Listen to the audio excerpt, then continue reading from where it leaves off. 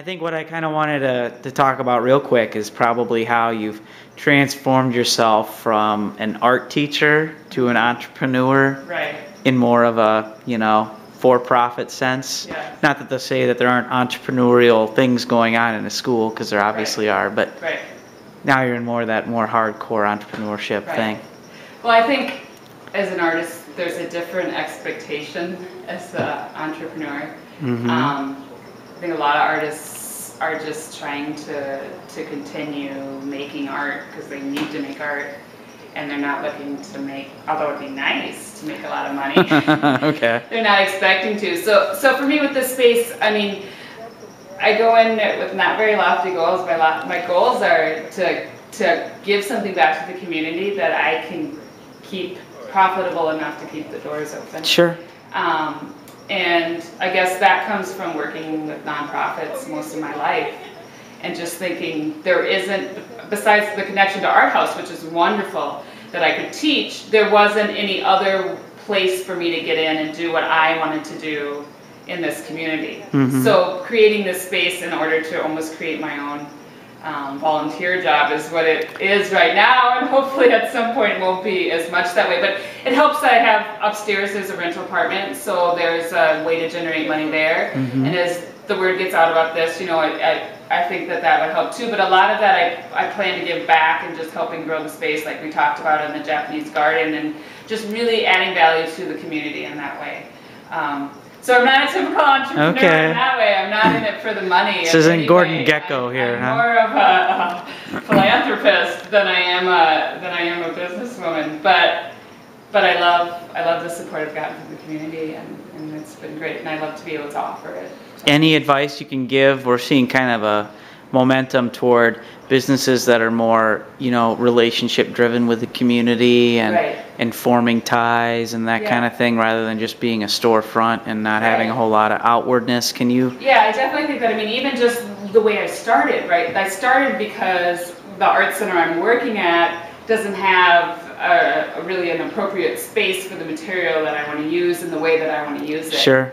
So right there, I've already got a relationship with them where I'm not here to compete with Art House. I'm here to add another venue and add another dimension to that. Mm-hmm. So the way I was able to do that is to still, if someone comes and asks about classes, I don't run any of the classes myself out of here. I send them right over to Art House with the Art House brochure and say sign up for a class through there. And when they have a class here, then I'm just paid as an instructor.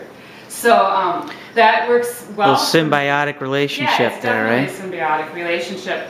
But then on the same hand, I'm getting people exposed to ceramics. Now they want more of it, but there's a limited amount of classes for it at Art House. So then I can say, well, come back and be a member of the studio and come use it whenever you want. And now we'll just be here as your resource when we're here, as a staff resource whenever you want. More one-on-one type of thing. But to do that, you have to have a ceramic back, you have to know something about clay, so take an Art House class first, and then come back as a member, and then help that to grow farther that way. I think that's a good point about that cooperation versus competition thing, because we see where... Especially in a small town. Yeah. We're all in here together, and we're all trying to make our town a destination, a place where people want to come and support each other, and...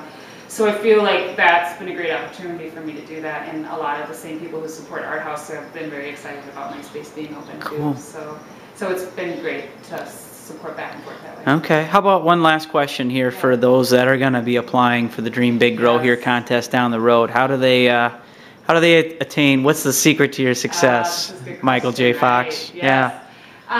Okay, so this is my second time, so the first time I didn't win. Okay. It was much more competitive one. Thank you for that open disclaimer. Yes. Okay. But the first time I started off in the lead, and it was just back and forth the whole time, and I had many more votes than I had this time, and still didn't win. So you just never know, don't give up, I guess is part of it. Mm-hmm. But then the other thing is, I got my system going the second time. I actually made a Facebook page.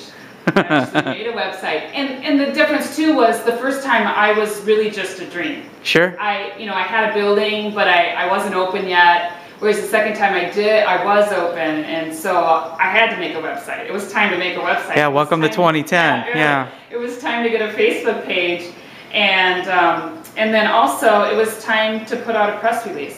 So working in a nonprofit, knowing that I could write my own press release, I can write my own article about myself and send it to the local papers, and they'll be happy to not to have Oh yeah, I mean, cover besides it, just publish calling it. them and saying, "Can you come interview me?" You can also just write a press release. Do the work send it for out. them, Yeah, yeah. yeah. And I mean, you're taking your chances whether they find it something interesting enough to print or not. But for me, it worked out that way.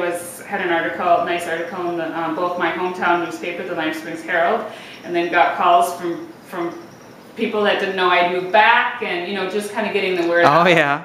And then I had my grand opening after that, so the Decorah paper came out and did a nice article on that, and then just recently in the Crestro paper also. And then also there's a wonderful local magazine called Inspired Magazine who ran an article on the clay studio and how about the Dream Big contest, and there's two of us from Decorah that have tried for it, and so it was about both of us and kind of our dreams and about this interesting way of fundraising. Mm-hmm. And so that article was out.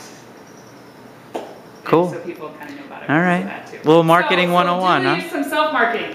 I'm bad. I'm terrible at like sending out an email to people every day and saying, vote for me. That feels horrible to me. So this is really hard for me. So these ways of promoting myself by writing newspaper article, that kind of thing, that felt more authentic to me. Okay. Than I delete the chain letters. I never forward the chain letters. So it just was really hard for me to do that. But finding my core group of people that then I was like, okay, these are my people, so I can send them a daily email. Yeah. And they're okay with that. And then asking them, now you connect with your people. Your people sure. that, are going to tell you, you're really annoying me, but I'm still voting anyway. Build the campfire, right? Right. Okay, so I cool. guess just that idea of, having a circle and then having more circles and having that build out that way. Okay. Thanks, Rachelle. Good luck. Congratulations.